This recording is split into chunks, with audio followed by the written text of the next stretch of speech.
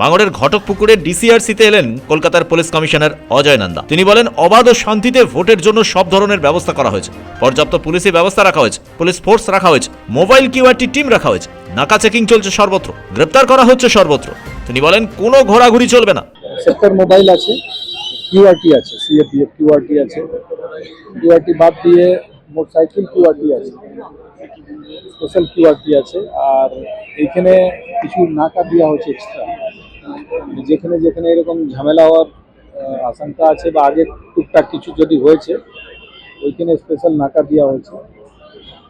আর আমাদের তো দুটো জেলা আছে এখানে আলাদা, একটা কলকাতা পুলিশ হলে একটা বারুইপুর জেলা হলো, এখানে ইন্টার ডিস্ট্রিক্ট নাকা আছে।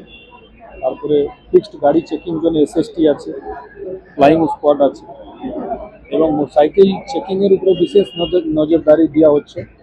যেটা অর্ডার এসছে ওইভাবে কোনো রকম এইরকম যে মোটরসাইকেল দুটো চারটা লোক একসঙ্গে নিয়ে ঘুরে বেড়াচ্ছে এইগুলো কিন্তু কোনো রকমই এলাউ নেই।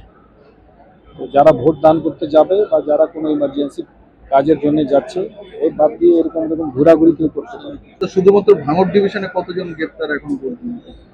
এই ফিগারটা বলতে পারছি না, কিন্তু প্রিভেন্টিভ অ্যারেস্ট অনেক হয়েছে, হাজারের বেশি হয়েছে। এবারের বিধানসভা নির্বাচনে ভাঙড় আর ক্যানিং পূর্বে উত্তেজনা তৈরি হতে পারে এই আশঙ্কা করছে কমিশন। আগে ভাগে তাই সতর্ক বার্তা দেওয়া হচ্ছে সর্বত্র। ব্যুরো রিপোর্ট, পূবের কলম ডিজিটাল।